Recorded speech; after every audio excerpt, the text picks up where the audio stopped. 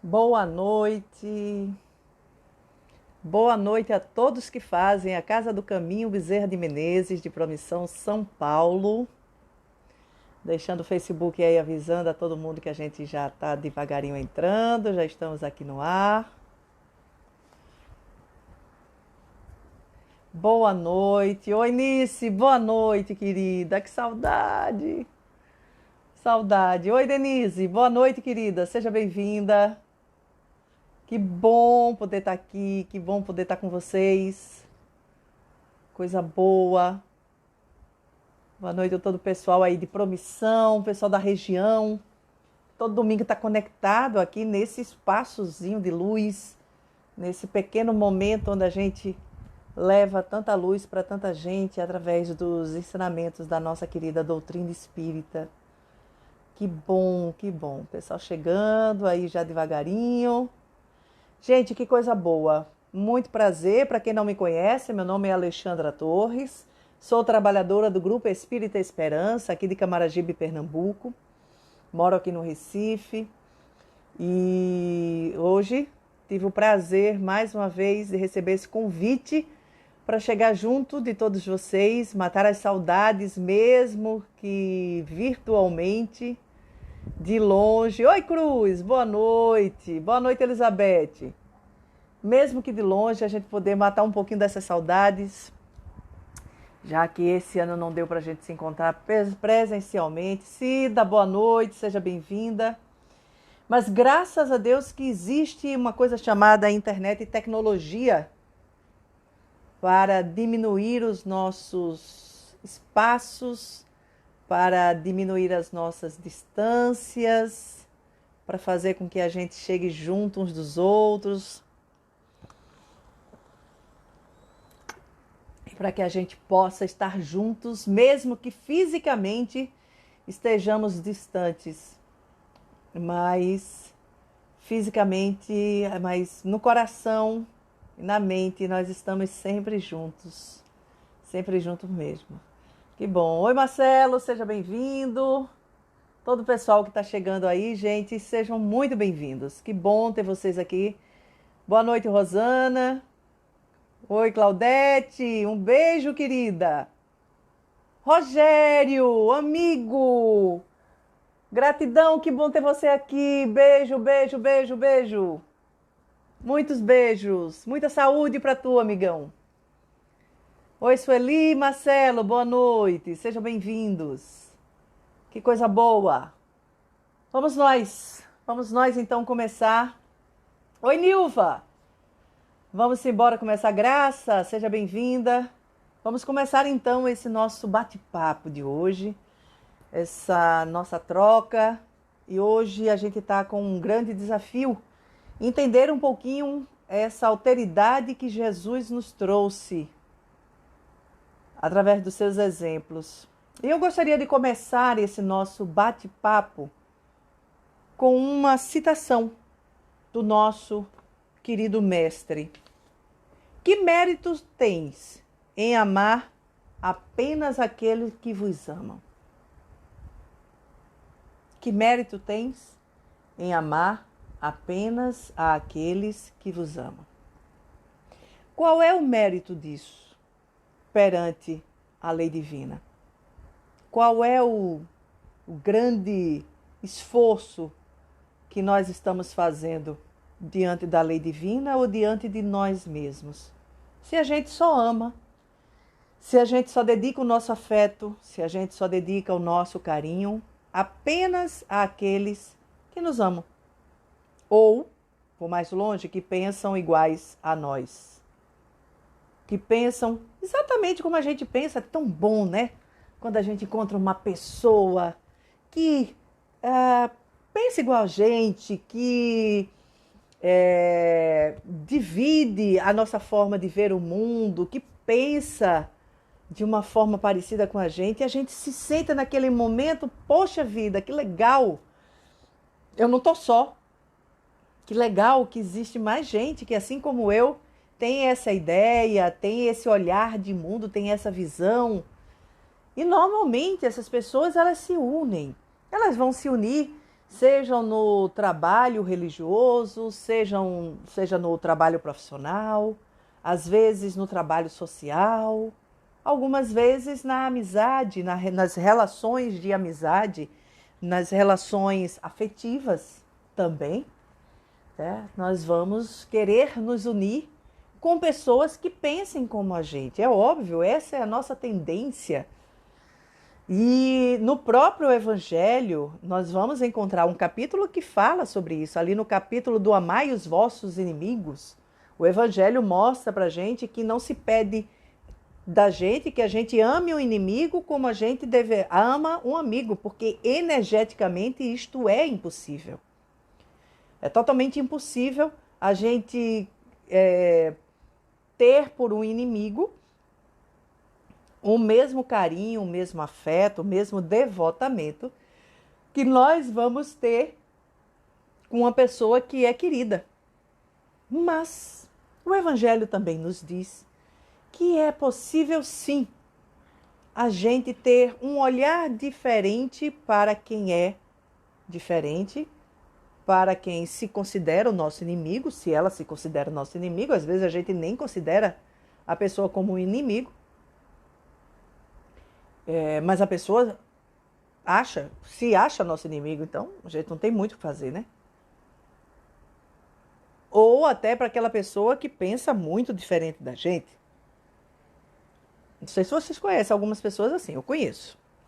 E eu confesso a vocês, antes que alguém pense que eu estou aqui para dar lições de moral sobre a alteridade, digo logo para vocês que eu, assim como vocês, estou no processo do aprendizado do que vem a ser alteridade. E a gente vai dizer isso já já. Então, o que eu estou compartilhando aqui com vocês é algo que eu fui convocada, digamos assim, a olhar e a mergulhar nesse momento de vida, neste momento de planeta, e que por isso está fazendo um grande rebuliço e uma grande diferença na minha vida. Eu me sinto na obrigação de compartilhar com outras pessoas.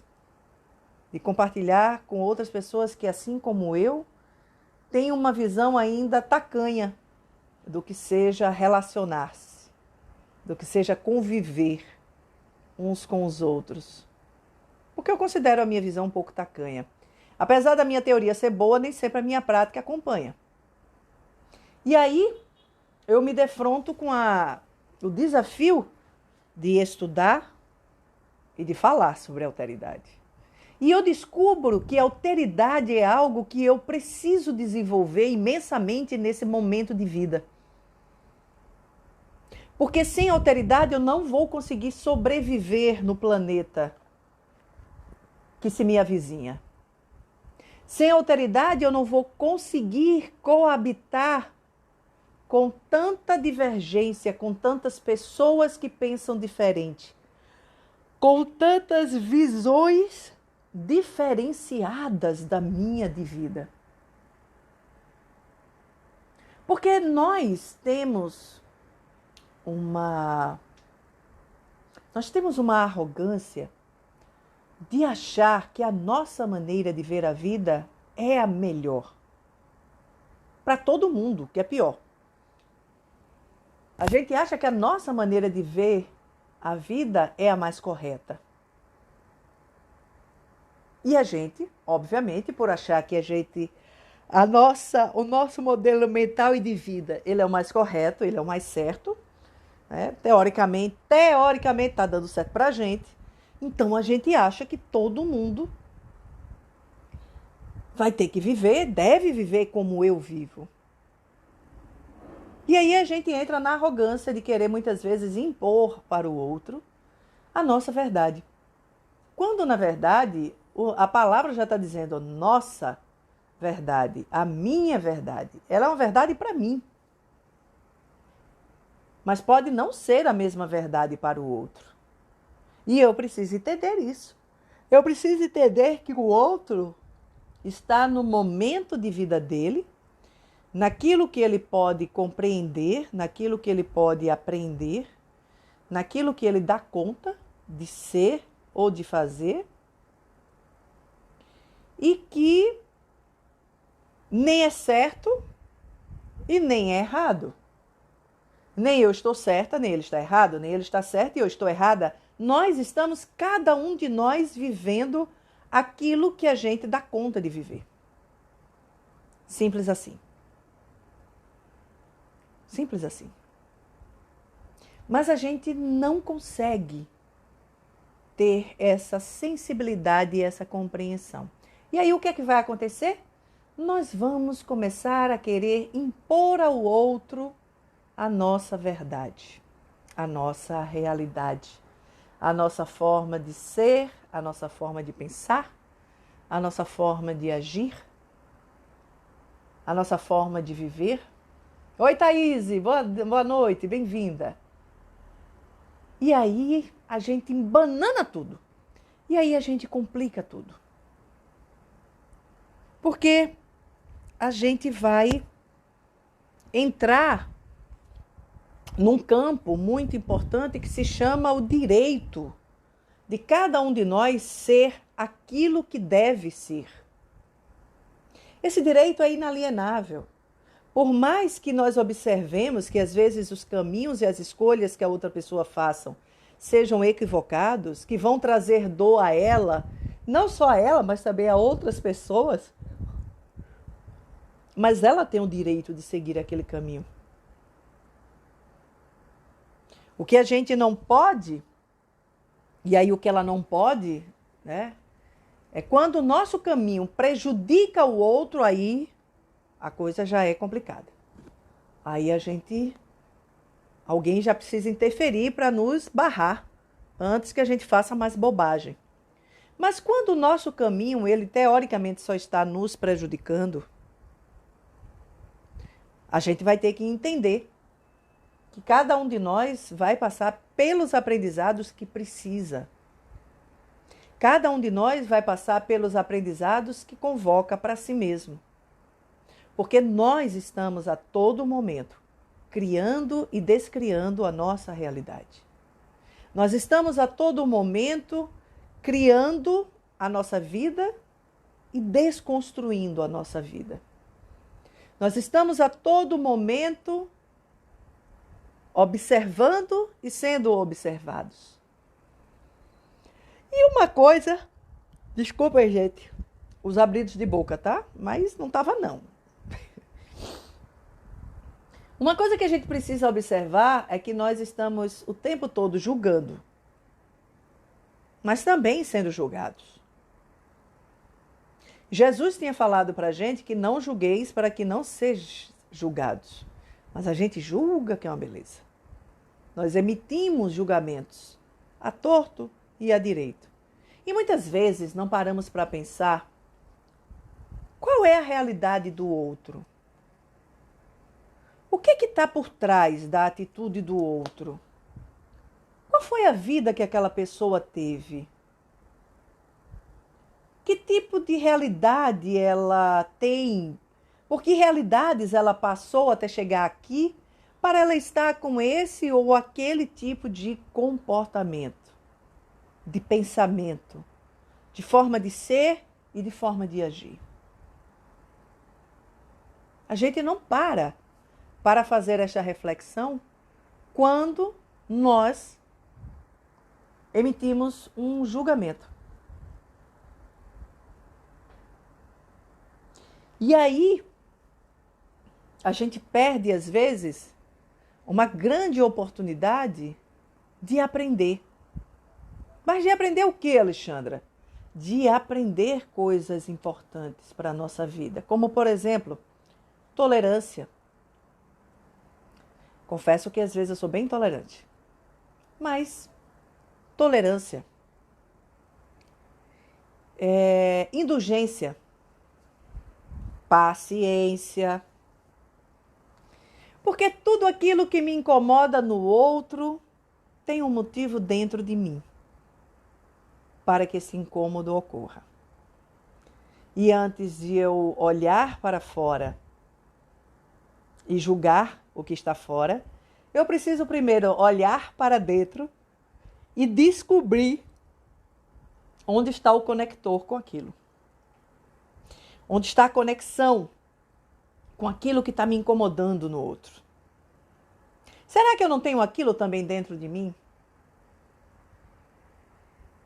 Será que aquilo que eu estou criticando no outro eu também não tenho? Mas eu não gosto, eu não aceito. E aí eu faço de conta que aquilo não existe, mas quando eu vejo no outro eu projeto. Aquilo que me incomoda em mim mesmo, eu vou lá e projeto no outro. Alteridade é a capacidade que a gente tem de conviver com a diferença da qual o outro é portador, respeitando essa diferença. E não conviver com quem é igual conosco. É na singularidade do outro que eu me encontro. É na diferença do outro que eu cresço. É na particularidade do outro que eu aprendo. Aprendo o que, Alexandra? Tudo aquilo que eu preciso para ser um espírito imortal conectado com a energia divina. Conectado com a paz. Conectado com a tolerância. Conectado com a indulgência. E é super interessante. Mesmo nós nos dizendo cristãos, mesmo nós nos dizendo seguidores de uma pessoa que foi extremamente autoritária, o Cristo, nós ainda não conseguimos viver da mesma forma que ele nos preceituou, da mesma forma que ele nos convidou. Muito pelo contrário. Muito pelo contrário. Se a gente for avaliar como estão os dias atuais, nós estamos vivendo momentos verdadeiramente difíceis. Muito difíceis. Onde a diferença da qual o outro é portador, ela é vista como algo demoníaco, diabólico, dantesco, algo que precisa ser exterminado, algo que precisa ser combatido, por que não dizer tirado, né, da existência. Nesse momento de transição planetária, e aí eu convido a quem não leu ainda a ler o capítulo 18 de A Gênese, Os Tempos São Chegados. Lá nós vamos encontrar uma fala onde os espíritos dizem para Kardec que quando os tempos fossem chegados, nós teríamos muitos embates. Mas que esses embates necessariamente não seriam físicos. Esses embates seriam principalmente de ideias. E o que estamos vivendo hoje, meu amigo e minha amiga, você que me acompanha nesse momento? Se não um grande embate de ideias. Onde o outro pensa diferente de mim, e eu não consigo olhar que o outro tem o direito de pensar diferente de mim. Eu não preciso concordar com ele, eu só tenho que respeitar o direito dele pensar diferente do que eu penso. E tá tudo bem. Nós somos pessoas diferentes. Nós somos seres com experiências diferentes. Lógico, é claro, que tem umas coisinhas que a gente às vezes tem uma dificuldade assim maior de entender, né? Tem umas coisinhas que são meio difíceis de entrar, né? Eu não vou mentir para ficar bem na foto. Mas, mesmo assim, a pessoa tem o direito de pensar daquela forma. Como eu tenho o direito de pensar do jeito que eu quero. de acreditar naquilo que eu desejo acreditar. Jesus conviveu com 12 pessoas, mais de perto, né? Fora a imensa multidão que andava com ele. Para onde ele chegava, era uma multidão imensa de pessoas acompanhando ele. Mas mais intimamente, Jesus andava com 12 pessoas. E era muito interessante, minha gente, porque cada apóstolo, cada discípulo era um universo completamente diferente do outro. E mesmo assim, Jesus foi com eles até o fim. Ou eles correram. Muitos deles correram. Mas Jesus foi com eles até o fim. Em nenhum momento Jesus deixou de amá-los por a pessoa pensar diferente, enfim. Ele estava o tempo todo instruindo-os e fazendo-os olharem para si mesmos, fazendo olharem para aquilo que eles faziam, para aquilo que eles sentiam, para que nessa observação eles se percebessem, se autoconhecessem, entendessem as suas motivações e com isso eles crescessem como seres e como pessoas. Porque esse é o grande desafio. Quando eu me incomodo com o jeito de ser de uma outra pessoa, com a forma como uma pessoa vive, com aquilo que ela faz ou ela deixa de fazer, eu preciso parar para me observar. Porque o problema não é necessariamente a outra pessoa. O problema é como eu estou reagindo a essa outra pessoa. Que sentimentos... Peraí, caiu aqui meu bloco. Oi. Que sentimentos me movem nesse momento? O que é que eu sinto realmente? E aí talvez a gente encontre umas coisas não muito agradáveis. Tipo, inveja, ciúme, cobiça.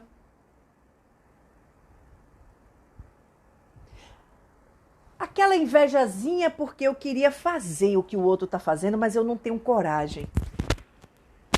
E aí, por eu não ter coragem, eu vivo uma máscara, eu vivo um personagem que não me permite fazer aquilo que eu queria. E eu me torno uma grande observadora do outro. Tem gente que cuida da vida do outro melhor até do que cuida da sua própria vida. Não é não. Vocês não conhecem gente assim, não? Sabe tudo da vida do outro, rapaz. Mas não sabe nadica de nada sobre si mesmo. Por quê? Porque tem aquele ditado, né, da persiana suja, né? Mas menino, ó pra aí, a janela da casa da vizinha só vive suja, que coisa feia. Mas ela não para olhar a própria janela. Ela não passa para olhar a própria janela. E a sua tá limpa? E a sua tá impecavelmente limpa? O ser humano é uma coisa muito curiosa. A gente tem um medo imenso de olhar para a gente, de nos conhecermos, de mergulharmos no nosso íntimo. Certa feita, eu estava conversando com uma cliente de mentoria e ela está passando por uma crise e eu perguntava para ela, fulana, aproveita a crise para dar uma olhada para você. Preste atenção dentro de você o que é que está gerando essa crise. O que é que pode ter causado toda essa crise? E ela disse, Alexandre, eu tenho medo. E eu perguntei, medo de quê? Ela disse: medo de descobrir que eu não sou tão boa quanto eu acho que sou. E esse é o problema. Porque na hora que eu olhar para mim e que eu me descobrir misógino, preconceituoso, racista, sectarista, dogmático, isso vai doer. Isso vai doer. Isso vai doer e vai me fazer querer fugir desse autoencontro. E é por isso que tanta gente foge do convite de Jesus, que é do conhecer-se a si, do olhar para dentro de si. Vejam que quando Jesus curava qualquer pessoa e que a pessoa vinha a ele para agradecer e dizia: mestre, vós me curastes. Ele olhava e dizia: eu não. Tua fé te salvou. Agora, vais e não peques mais. Então, Jesus fazia com que as pessoas olhassem para si e dissessem: o que foi que em mim gerou aquele problema, aquela dor, aquela dificuldade pela qual eu estava passando? Jesus estava o tempo todo fazendo os apóstolos olharem para si mesmo. Tem uma história que eu acho super interessante. Está ligada com aquela questão do pagar o tributo a César. De se pagar os tributos lá aos romanos. Os soldados, acho que chegaram lá, onde Jesus e os apóstolos estavam, e aí Pedro foi receber os caras, e os caras, não, porque tem que pagar o tributo, não sei o quê. Aí Pedro, não, tá certo, nós vamos pagar. Aí depois que o cara foi embora, Jesus olhou para a cara dele e disse assim: Pedro, já que você disse que a gente vai ter que pagar, faz o seguinte, pega a vara, vai lá pro riacho. Vai pescar. Aí Pedro, como assim? Vai pescar. E aí Pedro foi pescar. Jogou a varinha dela, ficou lá. De tucalha esperando. Oi, Aline! Ficou lá de tucalha esperando o peixe passar. E enquanto Pedro esperava o seu alvo cair na isca, ele começou a refletir. Ele começou a pensar. E ele foi tomando ciência de que ele havia se precipitado na hora de responder. Ele não havia consultado o mestre. Ele não tinha consultado outras pessoas para saber se realmente era aquilo. E aí, quando a ficha dele cai, ele diz: poxa, vacilei. Eu tenho que ir lá pedir desculpas para Jesus. Nessa hora, o peixe morde a isca. Ele pesca o peixe. E na hora que ele pesca o peixe, que leva o peixe, quando ele abre, dentro do peixe estava justamente a moeda que era suficiente para ele pagar o que ele disse que precisava pagar. Mas vejam, Jesus faz com que ele se recolha para pensar e refletir. E o mundo em que nós estamos vivendo hoje, nesse exato minuto e momento, é um mundo que está nos fazendo, ou deveria, melhor dizendo, nos fazer parar para pensar e refletir. Como eu estou conduzindo a minha vida até hoje?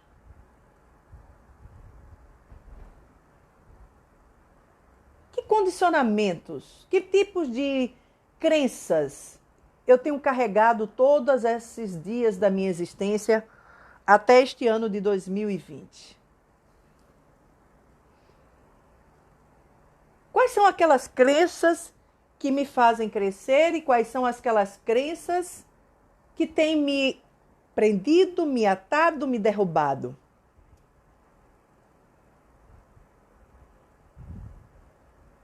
Será que a forma como eu vivo é a melhor? Sim, porque eu fico tentando impor essa forma de viver para os outros. Mas essa forma como eu vivo está me fazendo ser uma pessoa mais feliz, mais leve, mais plena, mais realizada, mais bonita, mais saudável, psíquica e fisicamente? Ou não? Ou ela está me deixando rígida, inflexível, doente, amedrontada, crítica, azeda,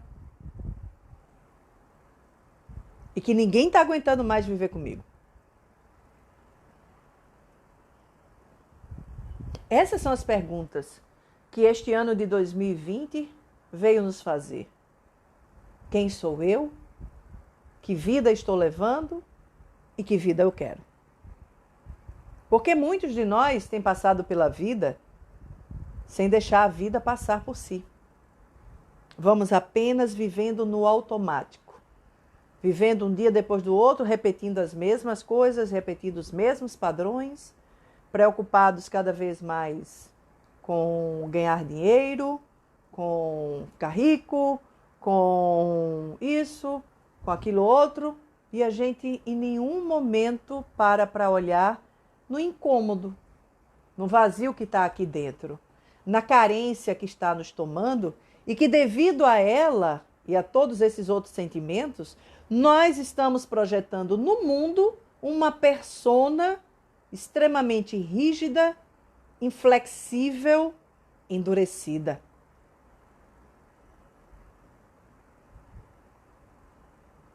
A doutrina espírita nos fala que nós somos espíritos que estamos permanentemente encarnando e desencarnando, vivendo e morrendo com fins e com objetivos de aprendizado. Não estamos aqui para sofrer, estamos aqui para aprender. Mas quando a gente não quer aprender por bem, a vida vai ter que lembrar a gente que a gente precisa aprender. E aí a gente vai terminar aprendendo por aquilo que a gente chama de aprender por mal.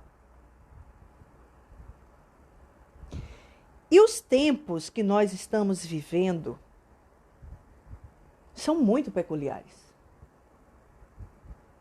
São tempos tão desafiantes.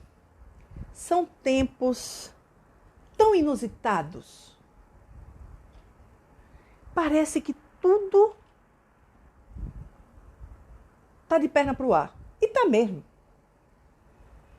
Por dentro e por fora.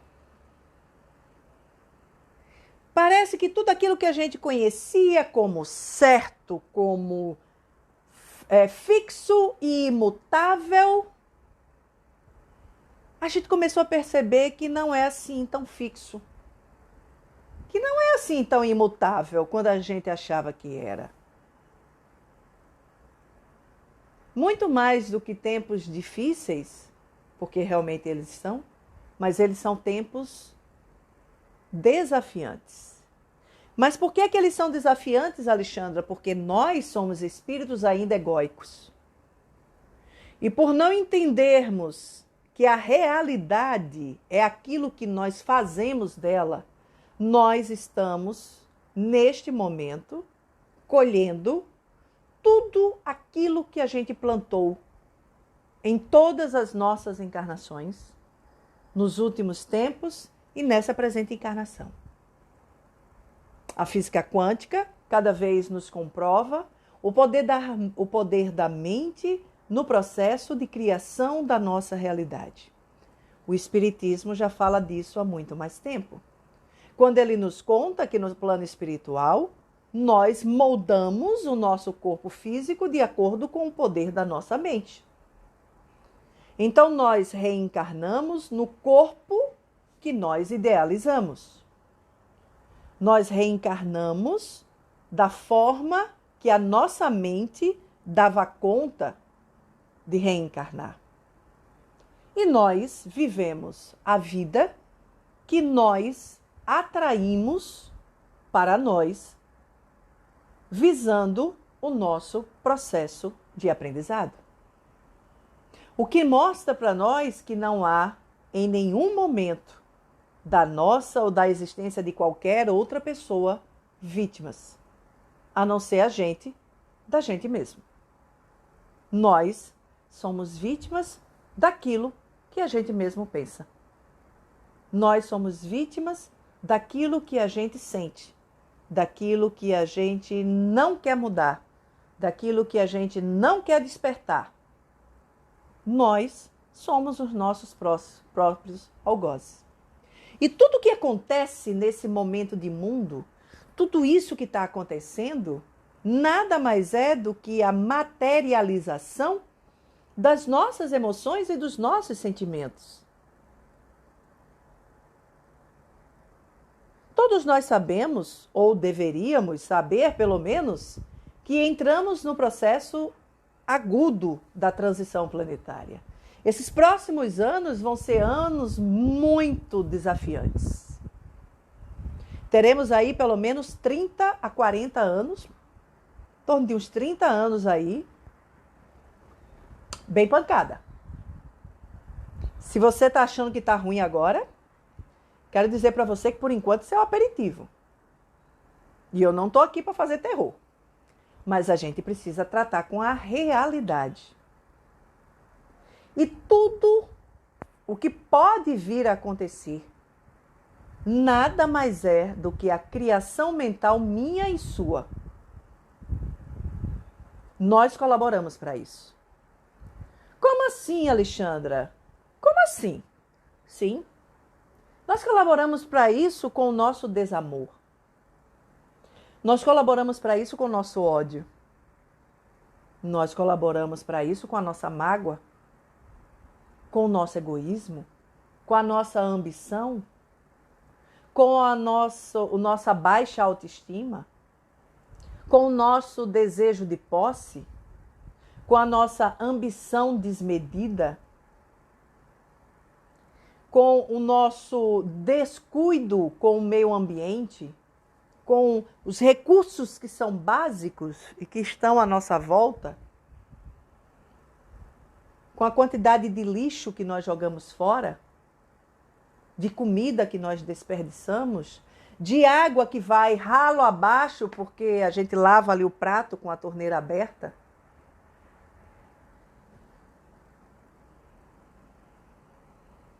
Com aquele sentimento de ódio, de mágoa, de rancor, de inveja, que eu emito o tempo todo para o universo.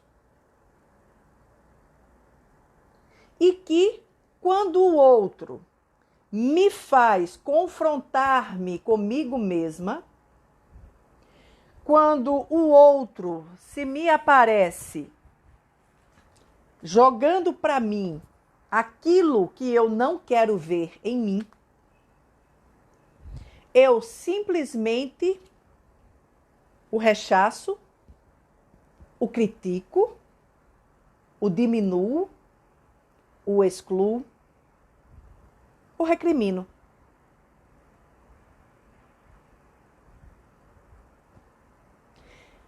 Os espíritos que reencarnaram nesse planeta vieram de vários orbes. E segundo algumas teorias, um desses grupos era o grupo adâmico, que era um grupo de espíritos muito arrogantes. Muito arrogantes. Aqui nesse planeta já estavam outros grupos de espíritos, os de peles negras, vermelhas. Mas esse grupo de espíritos, quando aqui chegou tocando terror e se achando a última cocada, que é uma coisa que a gente gosta muito aqui no Nordeste. Ou a última Coca-Cola do deserto. Se essa teoria for verdadeira, o que me espanta,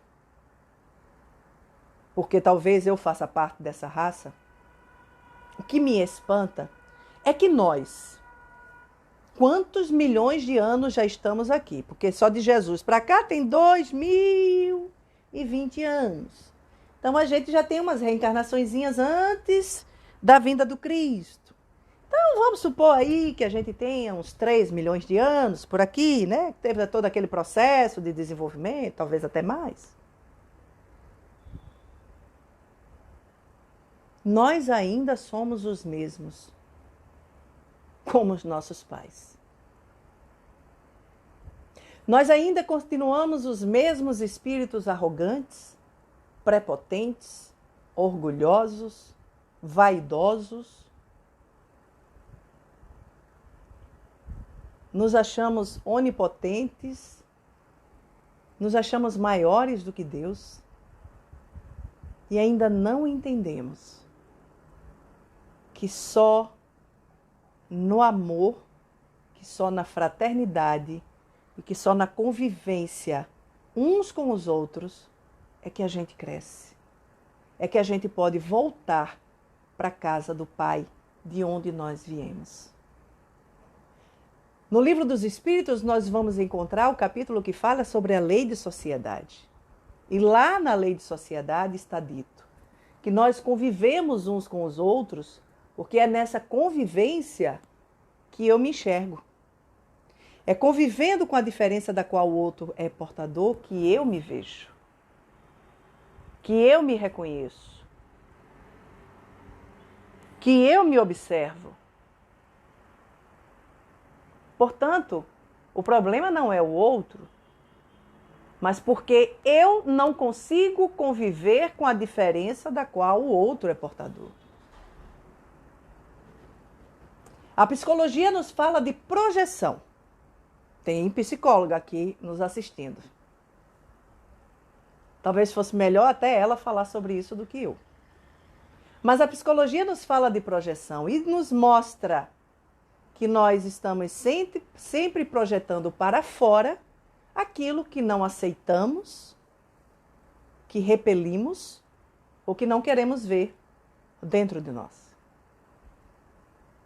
E Jesus, ele tinha essa capacidade de nos fazer olhar de novo para a gente. E é por isso que Jesus é tão incômodo.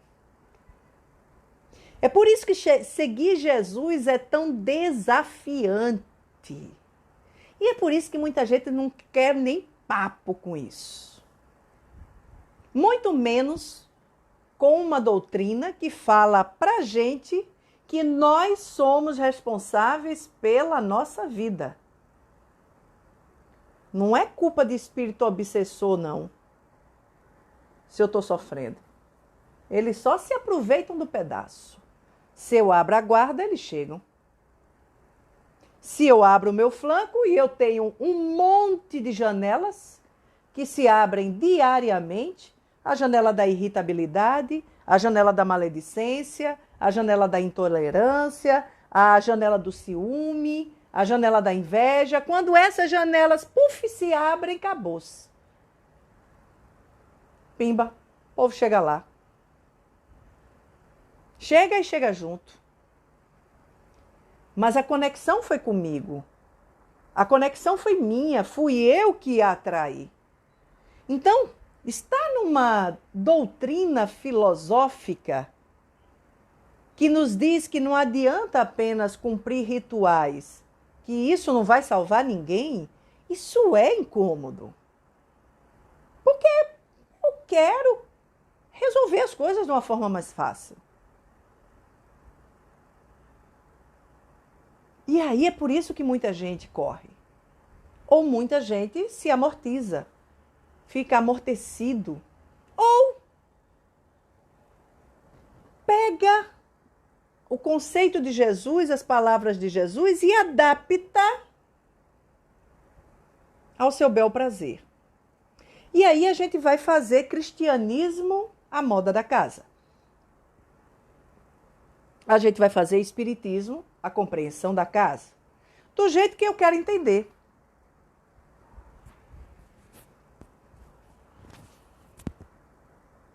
Mas a mensagem de Jesus, a mensagem pura de Jesus, ela é provocante, ela é incômoda. Ela nos desnuda diante de nós mesmos. E por isso é maravilhosa. E por isso ela é única. E por isso é tão fantástico mergulhar, não nos livros, e simplesmente ter uma biblioteca repleta de livros, mas acima de tudo, mergulhar em nós, para saber onde isso que Jesus me mostra se encaixa em mim. Quando Jesus chamava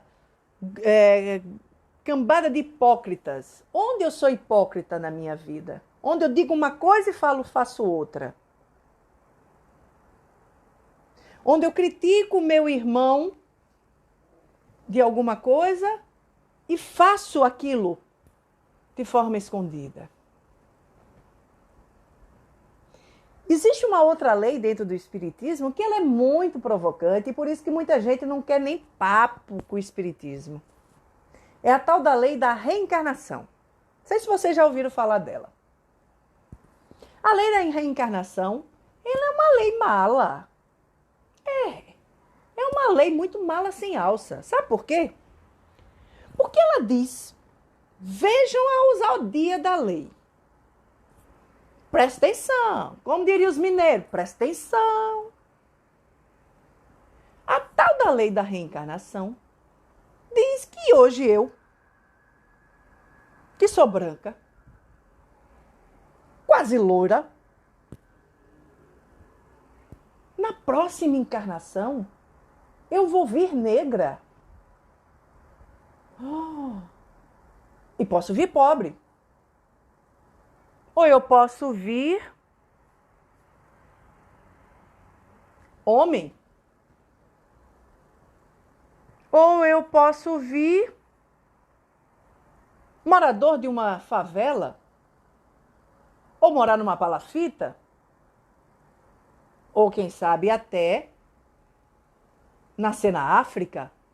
Olha que desaforo da lei, diz que eu posso sair do Brasil, esse país maravilhoso, abençoado por Deus e bonito por natureza, e nascer lá no Zimbábue. Aí, o meu orgulho de raça, o meu orgulho e a minha vaidade diz absurdo, jamais. Jamais. Eu não acredito nisso. Eu não quero saber disso. Quando é simplesmente a lei, o ciclo da lei. O ciclo que faz com que a reação seja de conformidade com a ação. Porque se eu hoje sou racista, se eu hoje tenho preconceito porque a minha filha ou meu filho vai se casar com um rapaz ou uma moça negra, o que eu acho que eu estou gerando no meu computo energético divino para a minha própria próxima existência? Porque, meu amigo e minha amiga, a lei da reencarnação diz pra gente que a gente reencarna e a gente atrai para a nossa existência todas as experiências que a gente precisa. Tudo. Quem atrai os pais que a gente vai receber, quem atrai o corpo físico que a gente vai ter, quem atrai as experiências positivas ou não, somos nós mesmos. A partir da necessidade de crescimento que cada um de nós vai ter naquela existência.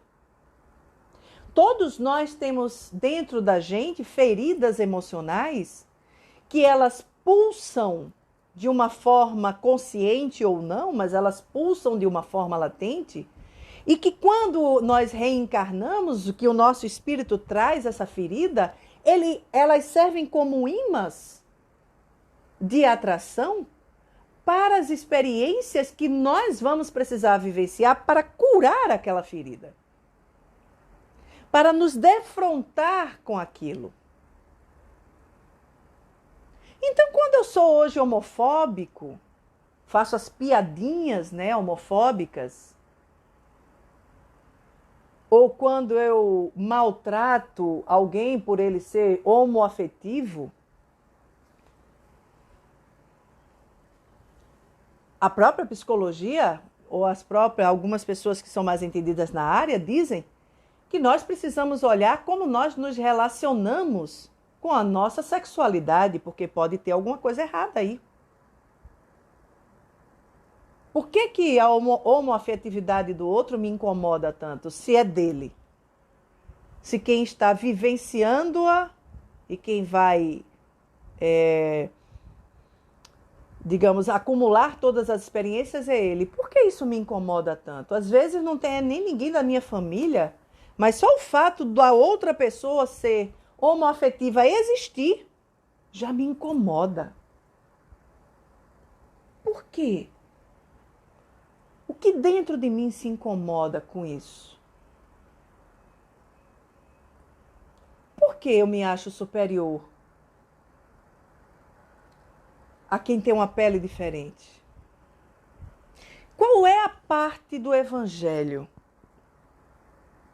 que fala sobre sermos preconceituosos, sectaristas, homofóbicos? Qual é a parte do Evangelho? Porque eu realmente não me lembro dela. Até onde eu sei, o Evangelho de Jesus só falou de amar os diferentes,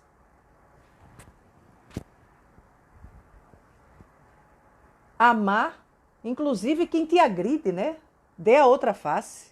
Olha, o cara te bateu de um lado, dá a outra, vai, bata aqui também.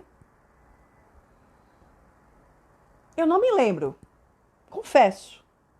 Já fiz esse esforço, mas eu não me lembro de que parte da vida de Jesus ele pregou isso. E é super interessante.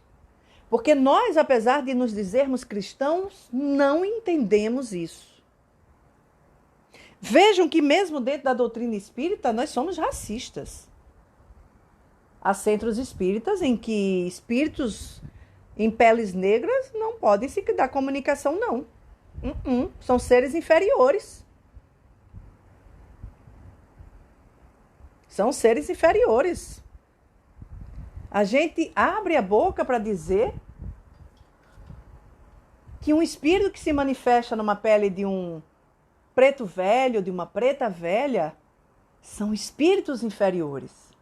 Quando a lei da reencarnação nos fala que nós vamos ter várias experiências, ora como homem, ora como mulher, ora como branco, ora como preto, ora como amarelo, como vermelho, nós vamos envergar o corpo físico que a gente quer. Então, se eles aparecem para a gente como negros e negras, é porque para eles aquilo é um exercício de humildade. Muitos deles fazem aquilo para diminuir a própria luz, para que elas não nos cegue. Porque eu já vi médium ficar desesperado e ofuscado porque Dr. Bezerra chegou do lado dele e queria falar e o médium não deixou. Porque era Dr. Bezerra e eu não mereço.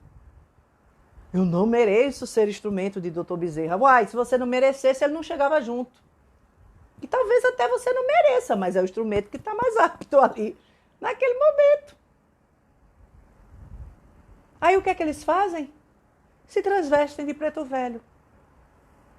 Há quem diga que a nossa querida Joana de Ângeles, nosso Bezerra de Menezes, se transvestem de vovó Maria Conca e ele de outro preto, que eu esqueci o nome, nos terreiros de Umbanda, socorrendo os espíritos extremamente sofredores das furnas e dos abismos.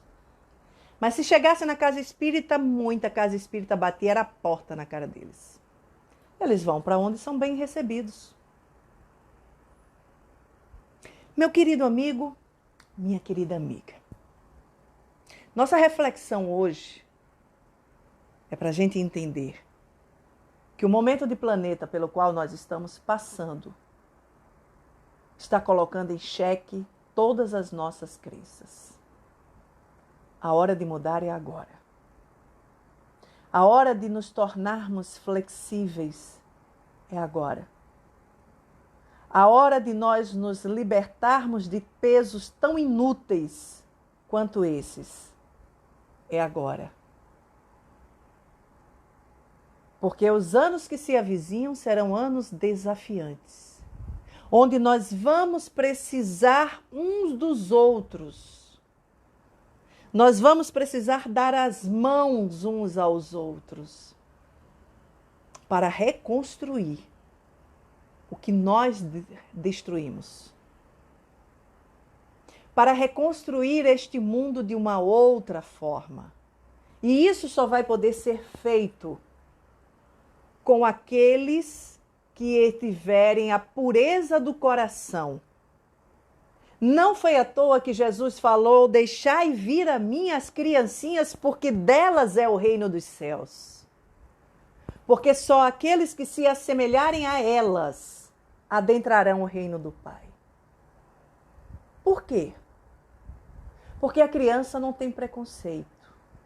Ela não vai brincar com outra criança, porque a outra criança, ela não vai perguntar qual é a conta bancária da outra criança, nem onde é que ela mora. O que ela quer é um amigo, é um coleguinha, uma amiga, para dividir a brincadeira. Para naquele momento eles serem felizes juntos, eles brincarem, eles correrem, brigarem, discutirem. Para ela não importa se a criança é negra. Uma criança que é preconceituosa aprendeu o preconceito com os pais. O preconceito está dentro da casa desta criança. Porque uma criança não tem preconceito. Para ela não importa se a criança é deficiente ou não é deficiente. Se é autista ou não é autista. Se tem Down ou se não tem Down. O que ela quer é um parceiro, é uma parceira para brincar, para se divertir, para traquinar. E nós é que ensinamos a ela ser preconceituosa. No mundo em que nós estamos vivendo nesse momento, um mundo pandêmico, que colocou por terra todas as nossas certezas, todos os nossos achismos. Não vamos apagar 2020 da nossa vida, não. Faça isso não. Nada de esquecer 2020. 2020 é um ano para não ser esquecido. Porque ele é o início de todo um processo de transformação pela qual eu e você vamos passar e toda a humanidade. Lá no livro da Gênesis, capítulo 18, também está dito: percebe-se-á que os tempos são chegados quando essas mudanças não forem mais apenas pontuais, estiverem atreladas a uma cidade, a um país, a um continente, não, quando ela se tornar global. É inadmissível que em pleno século XX, pessoas estejam sendo mortas por serem negras, por serem mulheres, por serem homossexuais, porque pensam diferente de mim.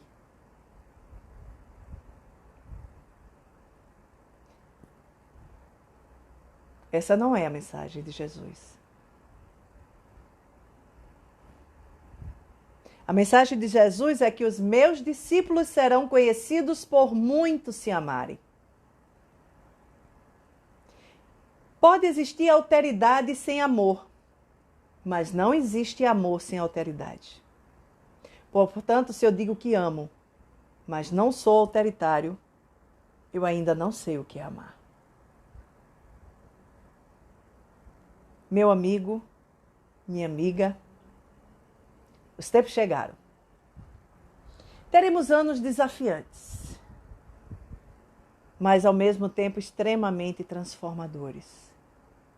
E quem já começou a aproveitar 2020 para promover em si as transformações que são necessárias, continuará caminhando. Com os olhos abertos, com o coração aberto e ciente daquilo que está acontecendo. É hora de nos tornarmos responsáveis pela nossa vida, pelas nossas escolhas e por tudo que está acontecendo ao nosso redor. Porque este mundo, para mudar, nós teremos que mudar primeiro.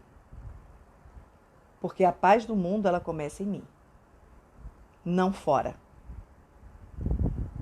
Se eu quero que o mundo mude, eu mudo primeiro. Depois, o mundo mudará. O convite de 2020 foi isso. A minha pergunta para você, a minha pergunta para mim. Nós entendemos o recado? Nós estamos aproveitando a oportunidade? Eu torço de coração para que sim. Porque os anos que vêm por aí dependem muito do despertar que eu e você tivermos feito neste ano de 2020. Portanto, não apague 2020 da sua mente, mas guarde-o no coração, como um momento em que finalmente nós fomos chamados para entender que somos co-criadores deste mundo. Somos filhos de Deus, irmãos do Cristo e responsáveis pela alegria e infelicidade de todo este planeta azul, lindo e maravilhoso, chamado Terra. Eu quero desejar para você um Feliz Natal, sem aglomeração, com máscara, com álcool, porque responsabilidade começa com autorresponsabilidade. Se nós queremos que essa pandemia acabe, tomemos a nossa responsabilidade em nossas mãos e façamos cada um de nós a nossa parte. Porque senão, a coisa não vai rolar. Feliz Natal! Jesus esteja no lar de cada um de nós realmente este ano. E um 2021 com confiança, fé, muita esperança, mas muita autorresponsabilidade para a gente começar a construir um mundo de paz, de luz, de amor e de harmonia que a gente tanto deseja habitar. Amigos queridos da Casa do Caminho, um beijo. Eu espero que em breve esse beijo possa ser dado ao vivo e a cores, que a gente possa se ver, se abraçar, vacinados e em paz. Tudo de bom para vocês, todos vocês aí da região. Se Deus quiser, em breve a gente se encontra pessoalmente. Mas enquanto isso, virtualmente a gente vai se vendo. Nice, obrigada pelo convite. Obrigada a cada um de vocês que esteve até agora com essa paciência de me ouvir. E até 2021, se Deus quiser. Tchau!